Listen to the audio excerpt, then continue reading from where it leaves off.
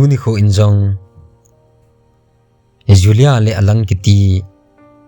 love story thusim ngai ta khat anangai khom ki taw hite arsaf khupi tia ki he mun khat ana ome hichi khupi sungchu khanton lampangin ala samwin gucha atamin ki tha ki mat jong atam the jinge khupi lailungin alang tia ki he pasal chapang khat anu to ana cheng hlone alang to anu hin acha azu ji honin nitina ni eding ki holnan anei ji hone genthei ta ani eding ki hola thilzu ho chu khupi sunga gangster hon sum adiman jivin apha cha pilo ho chu athat do ji ta ve aji chu khupi sung chu ama ho control no ya hi jin koiman asei u anial ngam ji po ve phalini kho achal chalin alang jangol hangmel pu ahong hitan chi na thepna anei lo jin to na ding hol jang le koiman dei pon achai nan gu cha la cha ahin bolin anun gan thei ta a hol sum ho chu alang su si nan api chai ji tai ni khat hi alang jong gil kilwal hitan tin asami ki zu anan alu nin amal khat hin gun ahin jampi le anei hon ahin hedo ovin uidal jong dalin ahin dalun alang jong anu pheisia nan akinei jingin hi le ahin dal hon jong anu ang sung lom loma voding anup lo ji uvin agi salun avela ahin bol kit le gangster ho pi do din asai pi tawin hi anu jong alung hangwalin alang chu avon chat mo helin alha tai phamol he jong le acha hi ji in avon na maha chu ajan pi in avela guchkit lo din achapa chu azol tai ium na hlon hi mi phalo tam na hin mi phalo tam nan mi ching alhomin nang hitia nu jing le phat khat ting tu asa nga I hum gen thei hon ding a hi nanu keima na dinga imacha hingsela ka koi zo lo ji hin tin hi jong le nanun gen thei ta sum ko hol ho hi nei gel pi in lang gu cha la cha hinga tan tin alang chu atem ta na hi alang in jong anun mi hilong puma atip chu alai anan anu mi hilong chu athi pi in avela gu chakit lo din akitem tai alang jong ahungdam do in anu thilbol chu ki thopin heti chun anu to sum le pai ahin hol khom pan han tai nikhat hi dukan kom hana meitai khat ma man alang nu kom in nachapa hi gol hang thling sel hi ka in hilai mun hi da than lang mun chom in umpi tan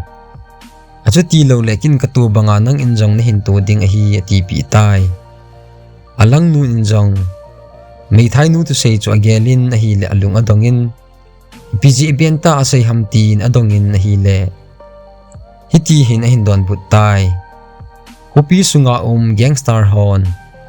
kachapa hungul han phanin amaho koma zaw din hunamin ei bol jivin phasi tabangin ei gi jivin nachapa nin sol lo le thiljong nu zu thailo ding nanu chahana na thi hon ding a hi ati phanun kachapan jong phasi agi gi na tu cheng aja ajing phanin alung among tapon hiti chun achai nan ke het lo ka in gangster hol in thanom lo sasan ke khan khuding gyal nan aga zawin achai nan thina chan atu in alung cha jong mulowin kom tai tin alang nu kom in hasita in asai pi tai alang nun jong mei thai nun a kho sa achapa khan khuding gyal na thu asai pi hi je in achungin ki pa thu asai in hi aji chu alang le anu hi hilai khu pi sunga hi achen na hlon kum khat kum ni hibep na lai hi hiti hi je a chu imacha het pha han lo hi alang nun jong mei thai nu tu sei chu again le ati azatan achapa ma hungul hangwa ding hi pha nin alung a boitan gamdanga jampi ding ati lela sum le pai anei kit pon achai nan aman jong lung gyal khat a hin nei jin gangster ho koma sumba na la a achapa zampi ding lung hin gyal hatai gangster ho hin thilzu ho hi batna sum hop kit jiwa thilzu ho an nei ting lew ale sa kit jiwa hi hiti chun jan khat hi alang hello ka in gu thimin akithowin gangster lam kai pa kom in sum ga thum ta na hi gangster panjong ipiaman ding ti hamtin adong ta na hi le a cha zu ding ka kila aning gut hi ti phanin asum thum chu a hin pin ama jong akina kinin alang chu aimut na konin athodo in ngawleng lungin jan lai chun gamdang jut pi din achapa chu a hin kipuin ahung jam hantai alang in anun ipi ngai tu hamjong a het lo a hi hiti chun lampi thim lai lai hin palhon tan hi le wangsit ti in khupi sunga gangster hon a hin mutawin injowa sumhung thum nu chu hello hamtin akhau livin phatia vet lew an hi phanin alam kai pau phon abol lew anamanun ti phanin amhon jong adalun alang le nu chu aman tawin hi gangster lam kai pa hung hlungin alang nu kom in hoilanga jam do ding ne ti ham sum na hung thuma pat ka gin mo na hin kagin mo dung zui ina na tong tan ei zu le hokin ka hing hoi ngai poitin alang masang anu chu kichip na nei jin chemcha him jet khat alado in alol chu a tan pi tai alang injong thil su chu kidang asawalin anu vet le alol kitana tongdon theilo hi chu amun aman jong apuna walin anu ti san chu alan adepangin anun anu phuladin ikitiam tai anu thilung chu pon khat ahin selpi in ahin dal han ama jong amadan danin awa le le tai angai lut pen anun adal ha hi ta jin umna ding hetapon lampam dung la in azan gi jin min adai lo ni athe ki pai ho chu anen HinKho chu gan thei te in amang ta na hi sun khat hi lampam ma an ai mut lai ta in ali kiti pasal khat nin amun anai lut nin aven hi le gan thei ta HinKho mang hi a het pha nin aman jong atho khangin achan chin ho chu adong tan hi le alang in jong athil tu ho chu a sei pi in hiti chun ali in alang omna theiding orphanage home a hol pi in ni khat ni ni zo in amu pi in hichi orphan home chun aga tha lut tai thiamjil namun to ki kop hi je in mi atamin alang jong mi tha hi je in awa lut nin anom lui hon ayang lowa hin dai lew ama jong alung ahang walin ayang lowa hin dai ho chu aban khat jing in hi anu kha piana ga hi wangin mi gum hi je in koiman anoi singam pon ale lam khat ni nama din HinKho man chu anom le jing in hi thiamjil khalo hi je in lekha simding atha anomin mobet bunin mi sei yo si chu azui jin hi le aloi hon anui sat ji ta ve aman jang kho asadi ikit pon me se sun anui ji tai aloi gol tampin anui sat wangwin ala uwa nu mei chapang khanin wang alang he alung se nin abol khil sei khil om jong le nui sat lovin school ki khanting le khasim di dan hil jin hi ama nu chu koimadang hitalovin Julia chu a hitai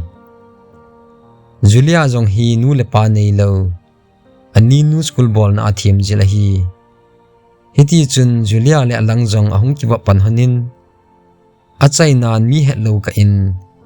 teenage love story chu ahung ki pan tai chapang kilung si hi hon je in ni khata ki mu han lo jong le aki hol ji hanin zanting jong le gu thimin mi imut nung teng Julia in alang ahung tho do jin pam lang in aki holim ji hanin HinKho man dan thon a sei khom ji hane Julia in jong alang HinKho to sim a hen alang in jong Julia HinKho thusim a het hi ze in akilung sit na hon jong agil che che in thina tai lowa ki khen lo din chapang cha hi hon wangin ki tip na anei hon tai phalin ni kho chi ding zu in Julia le alang jong nu nga gul hang thing sel ahung hi hon tan kilung sit na HinKho a hin man hon jong ahung pi hing tan ama ni gu thima kilung sit nin ki gel hon jong le loi le gul nei hi hon je in a class uwa pasal gun da jep hon adai jivin awal be set phat win alang in midai chawai ho cha von hi le atisan so khatan school ball nu Julia ni in a bonun HinKho khom win thudo na nei liao mi yang se ho chun Julia le alang kilung sit na thu chu hilep nan nei win hin sei pi tawin hi chu phat nin school nei nu jong alung a hangin alang chu ho kitin ho sen Julia to ve la ki muto lo din thupi anei tai chini kho chun Julia jong class ke le talovin ani nun hen denin avela alang to ki muto lo din ama jong agi sal kit tai alang khana alang jong school nei nun a ho na chu pu na le wangin danu ya hi jin ma bol thei pon amit li ki the in HinKho chu amang tai mi yang si ho chun avevin aki pa pi thei le jing ve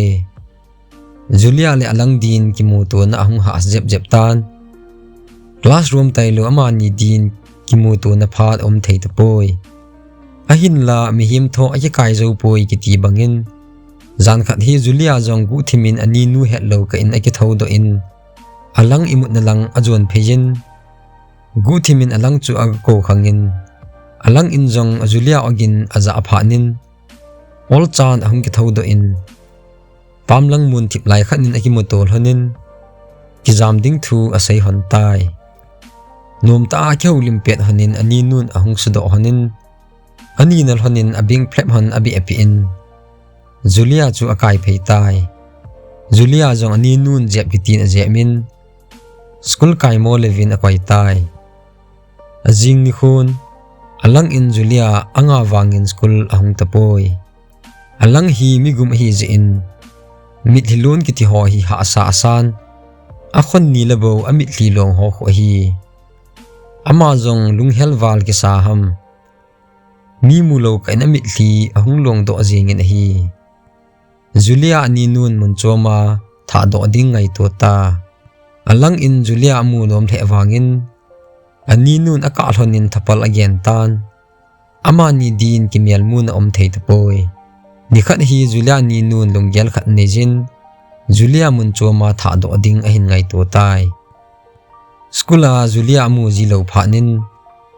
alang jong alung helwalin Julia omna lang cho zon phei tan hi kot akiwa Julia ko phanin ani nun hin jan kot honga na chi thei lo ding a hetin Julia komin a sei pi tai chutia alang in Julia ko wangin kot aki hong tapon a chainan aman jong kot chu alho hong tho in Julia chu asam jeng tai alang in sunga Julia ko chu ani nun hin jan gangchalin ahungin alang chu pot do din ahung pho tai ahin la alang in Julia kamu to ka kapot loading hi ati pi phanin Julia ni nun Julia ko in gu thimin a keu pi tai mundang ka chi ding hi tan nehung hol ta hi in ti pi in lang hado tan tin Julia chu asei pi tai Julia in ha sal he jong le ani nu thu pi hi jin alang kom in mi thli ki thi pumin ani nun a hil bangin asei pi tai alang in Julia lung sit wal jin ani nu masangin akoijin neidal hi benin tin akap lajeng tai alang jong lung phamo te in ahung kilen Julia in adal ha ding cho gelin hi le apun le jenge imajo se gon tu behitan Julia jong mundanga ding hi ta jin gu thim in alang din le kha khanin alung si na thu jin akwai tai Julia chini ding ni kho ahung ling tan apui din ani nun mi fan abolin hiti chun pasal khanin Julia chu ahung pui tai alang khana alang in Julia po do chu gu thimin aven kitim zo lo in mitliwa chut chunin HinKho chu amang tai hiti chun Julia in alang chu a het hi wangin a ke het mo sa in car window akonin paper card alang mo din gu thimin a hin saplan ama zong amang zel tai alang in zong Julia in paper ale tha chu gu thimin amon mi yo se ekitol chai phat vin ama zong gu thimin a chin lampia ki le tha le kha chu aga ven hi le youtube chana ki chu na ki koi an hi pha nin aman zong alan asimta na hi le Julia khot ji a hi pha nin aman zong anuya thu cheng ki ji chu ban nei chan a hin sim hlan hi le hiti hin thu cheng an ki ji na hi kalung sit pen alang chaga gen thei nang la ke din nop na HinKho pon ke jong chi no ma chi ka hi lo ji in nei mu da hi in lang nei ngai lo zon aji chu mi khot no ya ka hi ji in ke ma dei dan hi thei ta pon hoi lai munin jang la hen ikilung sit na wang tu cha jing hitin ke jong phai khat le kong ki le ki ding a hin nei na nga jing in tin alang komin sei tai alang in jong le kha chu a hin ke pu in na lang chu a hin zon tai ni khu la khu ke hei dung zo yin alang in Julia ke pi na thei ding phone number in hol panin ani nu ko ma do le Julia nan phone ki mang thei poitin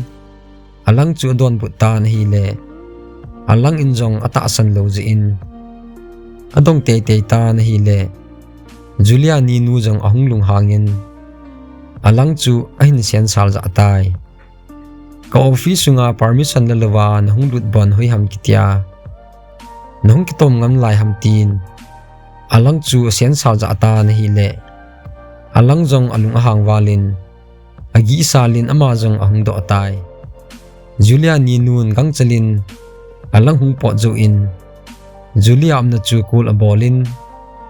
alang in Julia ki hopi na thei phone number ahung hol chu asai pi tai alang zong ama le ama ki hin so thei ahung hi pha nin namun orphanage home chu lunglai mo te na hin da hlan anyo la ya anu to acha aju jin hlan chu a hin zonin acha zu in apang tai chutia nom ta sum hol jing lai in hupi sunga gangster hon sum pi zo lo ho chu a hin that pan kit tawin hi le alang in jong avezo tapon gangster ho chu akidal pin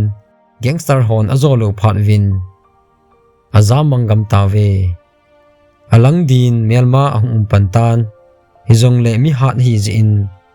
anup chabe in sum aki holin mi gen the ho jong aki tho pi jin hi nikhat hi na tang sunga bas khanin ahung towin hi le gucha khanin numi khat par sa sal ha azam chamun aman jong andalin hiti chun gucha pan jong alang chu ki dal pha sa apun aning ko yin jam pin hin la achai nan gucha pa alal wal pha nin par sa hin sedenin aki khomang zal tai alang jong sol de na hung kilen bus ten hin pha le numi khat hin mun aman jong pars nei nu hite in te tin aga ahwin hello miss na pars ka hin la pi tai tin aga sayin hi le pars nei nu jong ahung kinung hejin hi le hoi madang hilowin Julia an hitai ama ni jong akivetu hanin amo kat danjing hone orphan homa ko na aki khan jo han humni jawa ki mutu ahi honin ahi alang in jong Julia ti le Julia in jong alang ahin tin ama ni jong kumswat pi ki mutu lo hi hon phanin akyom tho hanin mun khanin to khom hanin Julia in alang phe aki khap in hiti chun akilung sin atu hon asai khom hanin nom te in HinKho chu amang hon tai alang in Julia nan ahin pujin kilung tu te in asa azu khom hon tai kumsot pi ki khan hi hon tan lungyal jong ki sei pi to lo hi hon phanin nikhat hi alang in Julia lung thim aven nei dal ha di ko na le kha na ji thu cheng ho chu na tu cha jing nam tin Julia chu adong tan hi le Julia jong aking dot nin alang kom in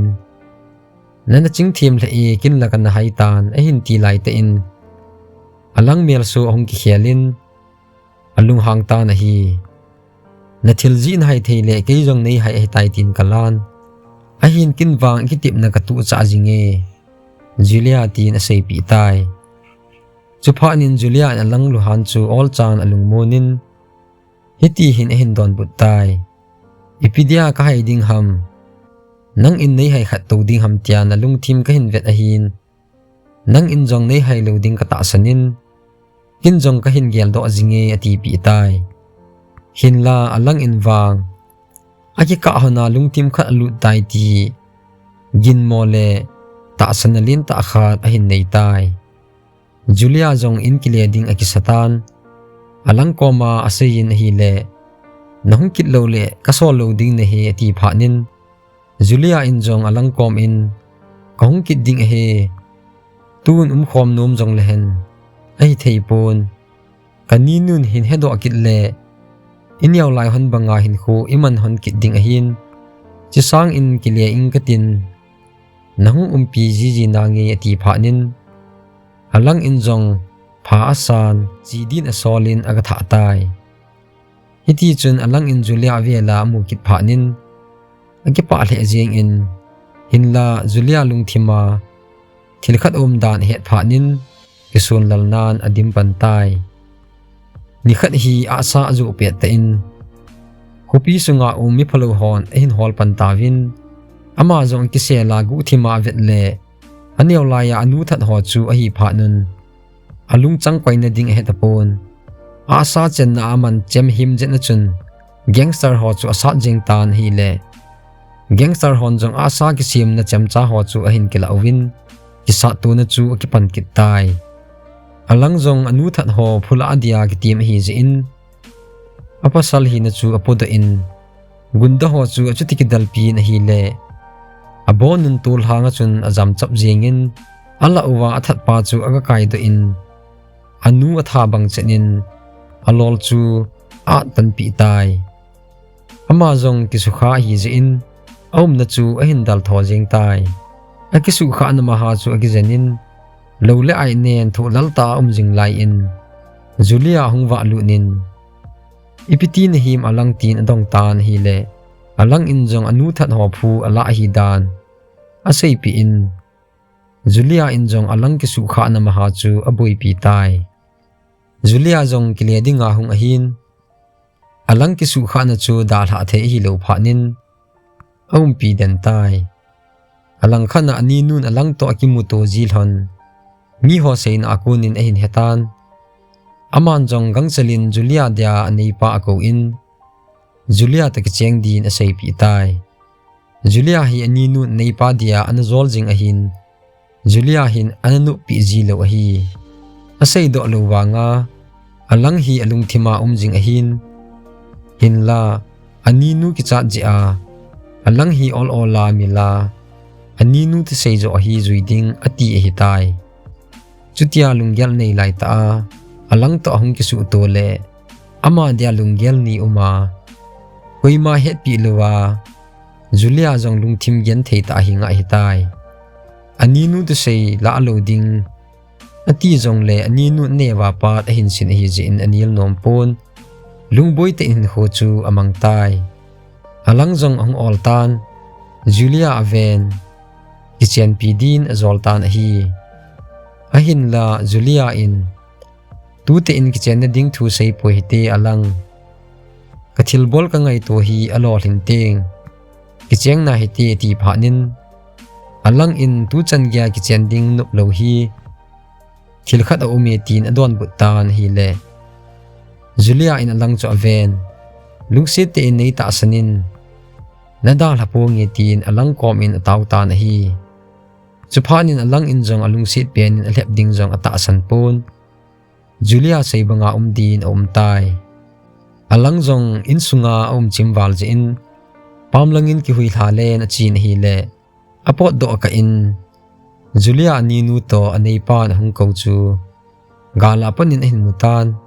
aman jong akihuna aguin angai tan hi le Julia koma ani nun nang hilaya thein hi tapoi na jinei na ding anai tan na thilhin ki go nin kar sungin na nga atange tien Julia chu adal hatai alang in athuza chu apozo tapon mi hlong pum in sung hongwa lu nin Julia kom in neizo hleme tin Julia chu akoin chamcha khalan ke jong changlo mi jong changlo tin alung set pen Julia chu asun li tai alang in anagel jing chu asu pha na alung set pen Julia chu atha kha hi tai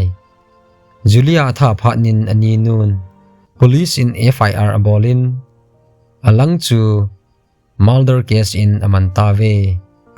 hiti chun alang in jail sungin HinKho chu amang tan nikhat hi jail kot nga apa kom in thudo akhat nei jin hiti hin asai tai naniaw apa nakilung sit pi khanin kicheng thein hung hi han pha nin nazo lep hen lang midang to kichen ding ngai to le ipilung na gel dem tin jail kot nga apa chu dong tan hi le jail kot nga apan idang asan adon butji hewa apun all in ki ngai ton hiti hin alang chu ahin don putai ven alang lungsit kiti hi ngol na thei lungsit thina thei lungsit ahin amang hil hodin matha na sim do theijin amang thim hodin ki pa na aso do sa thei tin alang chu don putai chu phanin alang in na sei khai tu a ke din mun hi thina thei lungsit nin hi chan hi ei hin lut ahin lungsit pul dawa thiding ka hitapon dan ka su ke za thina changding ka hitan ka thi zo ting ka HinKho thusim hi nei na chin pi jing in tin jail kot nga pa kom in Julia to ki lungsit na tu hon asayin ipji atha hamjong abonin asai bi tai so pi nei lo hi ji in koiman ahung vil ji pon adu chat angai chat wangin asai na ding lo ji in jail kot nga apa komin asai jin hiti chun jail kot nga apan alung sit ji in angai chat chanchu ani pga ko nin alang case HinKho panin murder case akiman hi ji in thimo achanun Saturday ni pungsom lakhat le khaili a din ko nin sil ata khum tawe jail sungin aniaw laya anu to khom ho agel do jin Julia to ahung ki mu to a lungsin HinKho ahin man khom ho agel do in akap kap jing ji tai jail kot nga pan jong alang ka chu avejin aman jong vezolo in gu thim in amit hli akithi ji tai ni khol hakho ke heidung zui in Saturday ni ahung lingtan jail sunga officer hon alang kom in nadu pen buleme kilhan tan tin ahung sei pi phat win alang in jong anun anhon pi ji asa ki but athum ta na hi officer hon jong asa ki but ahin choi pi win en ne achai na chu anei sa tawe anun hon pi ji lai gel do in lunghel nan abomin an jong ne theido in akap den tai heti chun pungjong asal chalin pungso minute som nga langa ala phanin alang nan officer ho hung lut win alu pun khanin akhu piun kap le mau pum in ki khai di na ding mun chu ada sa san azut pi tawe himazo si su fel hi talhanin pungsom la khat chenin alang chu akhai li tawe Julia in alang chu azol hep hi pon aninu tu sei nial nom lo je a alung gel im dana ahin alang vet dia zo sei tabang hi phana hi chan chu gei kha hi hontai thusim apana pat achai na chan lunglut ta nei hin ngai la pi jewin na chung chi win ke pa thu ka hin sei ki ne aban ananga ki taw te